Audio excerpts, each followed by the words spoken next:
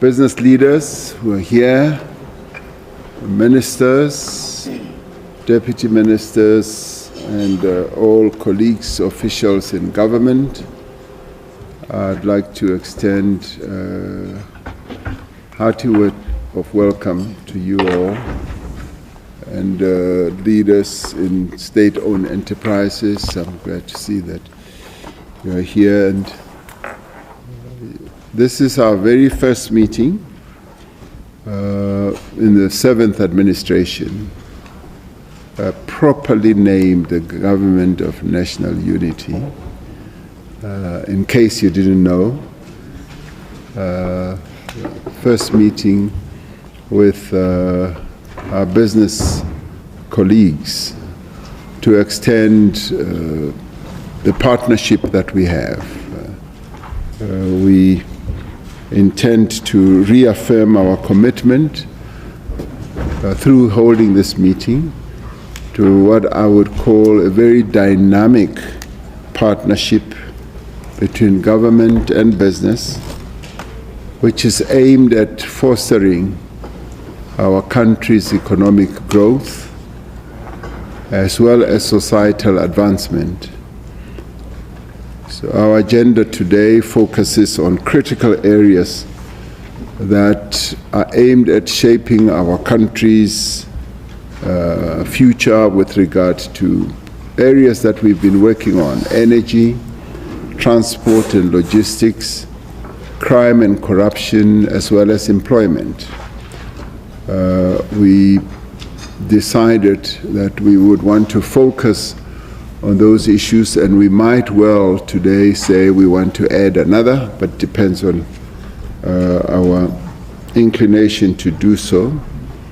And our discussions today are particularly significant following the insights from the recent opening of Parliament, where we celebrated our collaborative achievements as a nation, as it were, and plotted our path forward. And this partnership mirrors the unity and collective purpose of the Government of National Unity, drawing on diverse strengths to build a prosperous and equitable South Africa.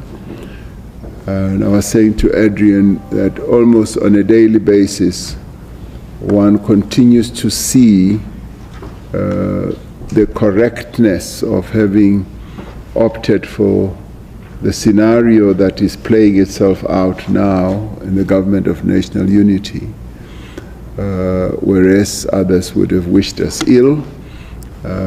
We are determined then, and we continue to want this structure we've put together of a government to succeed. And out of it, we just really scaling heights and continue scaling heights of good collaboration, good working together. We've just come out of a joint cabinet committee session which had all the ministers and deputy ministers, and I should never be heard to reveal what is discussed in cabinet meetings, because I took an oath to that effect. But just the ambience and the energy that's there and the way we relate to each other just talks volumes about this collective effort that we as South Africans have come to know as our DNA. Collaboration, working together. And today, as we meet once again, is a clear representation of that as well. So I'm particularly pleased that we are meeting, particularly in the wake of what we have done in government, parliament level, setting up a new executive. And this just becomes another pillar that strengthens our collaborative effort as a nation. Since our last gathering, we have made quite a lot of progress across all the sectors we identified, reflecting joint efforts and mutual dedication to what we had set ourselves to do. And today we convene to evaluate our successes, but also to address the considerable challenges that persist. These demand undivided attention and in many ways immediate action as well. In the energy sector, we are marking more than 130 days without load shedding, although that needs to be tempered by the effusive messages we keep getting from the Minister of Electricity and Energy, who says, don't get too excited, but we are excited that we are on 130 days, and he keeps, trying to check us and say there are still challenges ahead. And this is largely thanks to the proactive interventions that we have recorded through NECOM and our comprehensive energy action plan, which we all collaborated in putting together. The operational success of Kusile Unit 5 and the anticipated addition of Medupi Unit 4 and Kusile Unit 6 will significantly boost our grid capacity. But despite this improvement in generation, we all know that we face challenges in the grid capacity, which is crucial for the success of upcoming bid windows. And that is something that we need to be alive to and be aware that much as we are making great success, as the Minister says, but we're not quite out of the woods yet. We need to expedite, yes, private sector participation in expanding our transmission network to secure the necessary capacity for our renewable energy projects. And of course, the Minister started the whole process of saying, how are we going to fund this? And there are quite a number of ideas that are already coming to the fore. Our transport and logistics, on transport and logistics rather, the enactment of the Economic Regulation of Transport Act marks a significant step towards reforming our freight logistics sector. However, we do need to give urgent attention to improving efficiencies in rail and port operations, and I'm sure we will talk about that and see how those gaps are closed. This is vital for, as we all know, economic growth, and for ensuring that our mining, agricultural, and manufacturing industries can competitively export their products. We are deeply concerned that performance on the critical corridors remains below the targets that we were able to set as Transnet in terms of our recovery plan. The facilitation or finalization of the network statement, which will provide open access to private rail operators, and the ongoing efforts to secure robust security solutions on key corridors are critical to improving our logistics infrastructure and promoting competition. On crime and corruption, with the NPA Amendment Act now being our law, we are enhancing our prosecutorial capabilities, and the establishment of the NPA Digital Evidence Unit is a pivotal step towards bolstering our efforts in combating complex financial crimes. In similar fashion, ongoing collaboration between the Hawks and the private sector to enhance the investigative capabilities to tackle crimes such as money laundering cases is promising. We need to accelerate the work, and we must prioritize resource mobilization to strengthen our fight against corruption and crime more comprehensively. And this is what South Africans want to see. And there's another area which we all agreed we should tackle, which is employment and skills. Collaborative initiatives are addressing the country's critical digital skills gaps and supporting digital pilot projects through strategic funding from government and the private sector. Now, while this progress is to be welcomed, we must acknowledge that we have not yet done enough to extend our collaboration in the area of employment.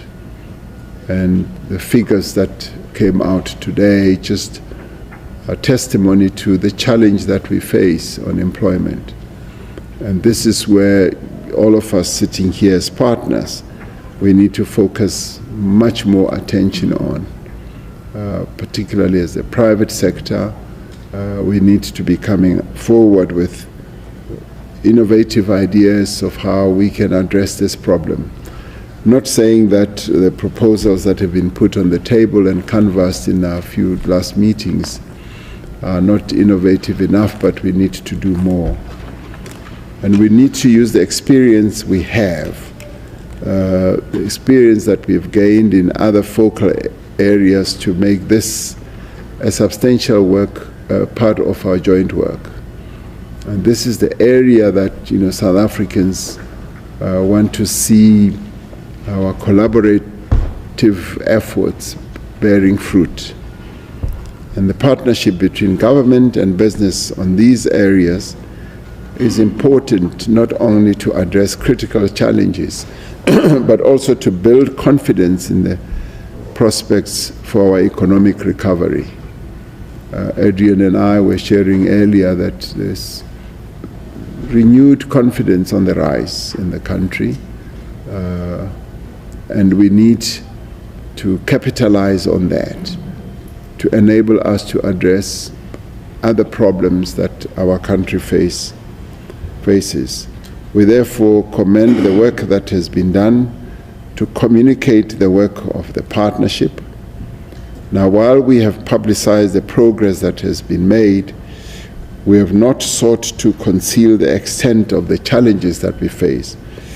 We have been able to work together to ensure that we have a coherent message, and that we should also exercise discipline and responsibility in communication. We've touched on this in the past, and I think this is panning out to be a successful joint effort on our part.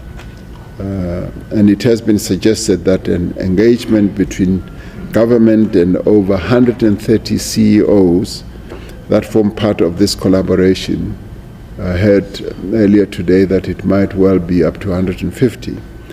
That engagement should take place with the President in attendance, and I'm very keen for that. I really welcome this initiative, and one really needs to commend the CEOs of our country for having raised their hands to support the processes of reform and transformation that are taking place in our country. So I'm rather glad that we are meeting as we are, and as we move forward with this partnership, we do need to intensify our work. There are some places where there may be gaps and maybe slacking, maybe less than expected outcomes. And those are areas that we need to pay more attention to.